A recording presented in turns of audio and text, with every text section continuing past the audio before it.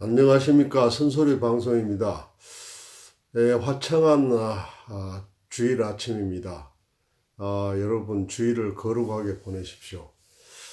저는 오늘 아침 주제를 외제차를 대상으로 테러지요. 테러. 이런 그 참 해코지 여러 가지 용어를 쓸 수가 있겠는데 이런 그 참 배알이 틀린 사람들이 지금 나타나고 있어서 이 주제를 가지고 한번 다뤄보겠습니다.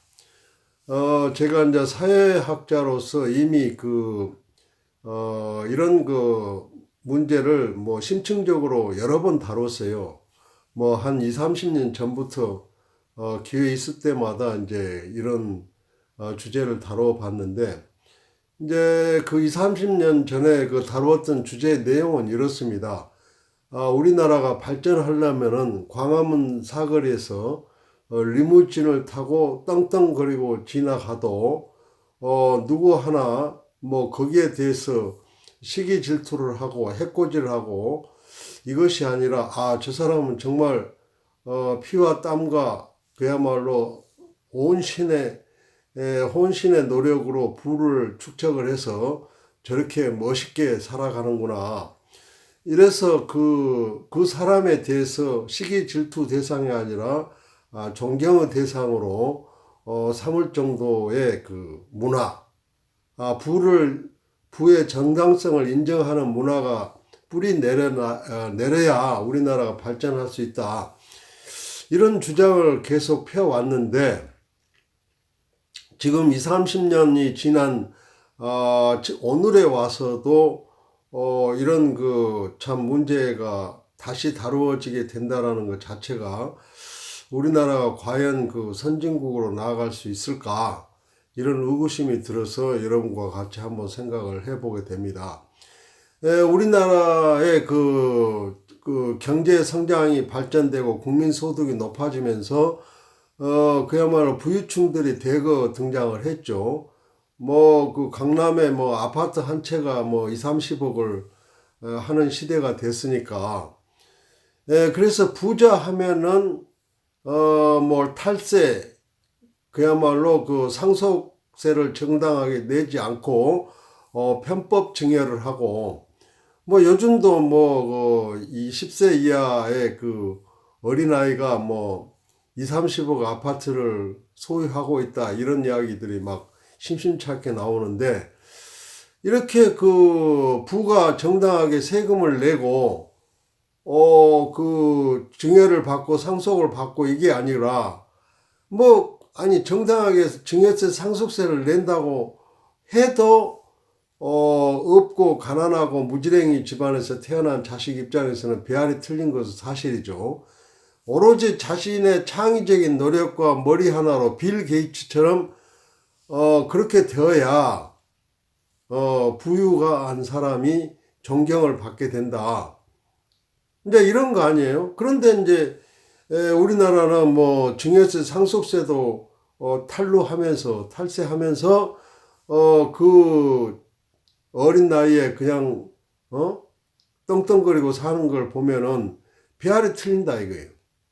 그래서 외제차만 보면은 공연히 회거리하고 싶고 테러하고 싶고 차를 파손하고 싶고 이런 욕구가 생긴다. 그래서 우리나라의 부유한 사람들이 그야말로 자기가 돈이 있어도 은밀하게 감춰놓고 쓰고 외국에 나가서 쓰고 이제 이런 시대가 된단 말이에요.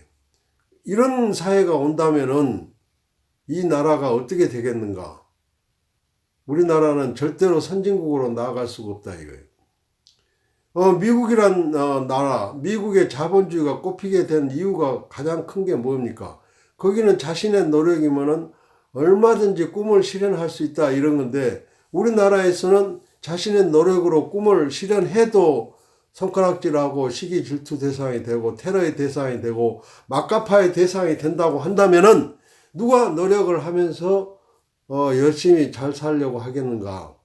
이런 생각이 머리에 스치면서 저는 정말 절망스러운 느낌을 든다 이거예요. 그래서 예, 정부 당국자, 국가가 하는 일은 뭡니까? 국가의 책무는 뭡니까? 부의 정당성이 이루어질 수 있는 정의로운 사회가 되도록 만들고 그 부의 정당성을 가지고 사는 데 있어서 리무진을 타고 다니건 벤트리를 타고 다니건 포르쉐를 타고 다니건 그 사람이 그 위험한 상황에 빠지지 않도록 안전하게 만드는 그게 국가의 책무라는 거예요. 예, 그런데 요즘에 우리나라의 사회 지도층 하는 짓거리 보십시오.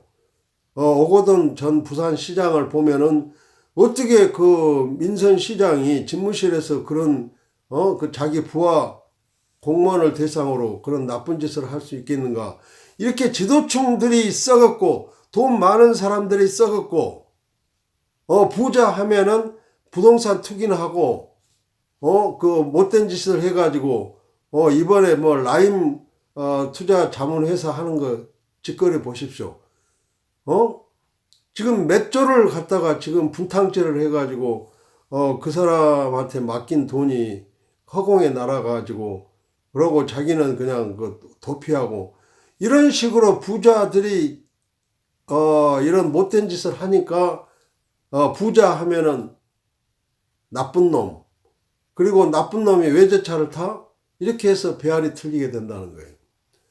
그래서 정말 그 문재인 정권이 뭐 촛불 정권이라고 하는데 어떻게 해서 등장을 했습니까? 그러면은 이 만약에 그 벤틀리 타고 포르쉐 탔다고 해가지고 백주에 테러를 하고 이런 인간들은 그야말로 그 씨를 말려야 돼요. 이런 사람들을 그대로 두고 보았다가는 그 누가 열심히 일해서 돈 벌고 그야말로 미래를 보장할 수 있겠느냐. 절대로 이것은 좌시해서는 안 된다는 거예요. 그래서 국가의 책무는 부의 정당성이 확보되도록 하고 부의 정당성을 지켜주도록 하고 부자가 떵떵거리고 잘 살 수 있도록 안심하고 잘 살 수 있도록 이렇게 만들어진 사회를 우리는 원한다 이거예요. 그것이 정권이 할 일이고 문재인 정권, 촛불 정권이 해야 될 일이다. 그래서 저는 그 이번 그 외제차의 그 테러를 뭐 간단히 넘겨서는 안 된다는 거예요. 그 구조적인 문제, 우리나라의 그 부의 정당성의 취약성 이런 부분을 여실히 드러나고 있는 고질적인 구조적인 문제인지 아닌지를 규명을 해서 반드시 여기에 대해서 응분의 책임과 처벌과 그 정의를 바로잡는 그런 계기를 삼도록 일벌백계로 다스려 줘야 된다. 그런 관점에서 오거돈 전 시장 경우에도 그 절대로 감싸서는 안 되고 지도층 인사들을 깨끗이 해야 운물이 맑아야 아랫물이 맑다라는 그런 사회 정풍운동 이런 것이 펼쳐져야 되지 않겠는가 이런 생각이 들어서 제가 오늘 아침 주일 아침에 거룩하게 보내야 되는데 쓴소리 한번 했습니다. 여러분들 열심히 일하십시오. 그래서 돈 버십시오. 그리고 리무진 타고 외제차 타고 다니십시오. 그리고 그 사람에 대해서 박수와 존경을 받으십시오. 이런 사회가 돼야 된다. 이런 말씀을 꼭 드리고 싶습니다. 감사합니다.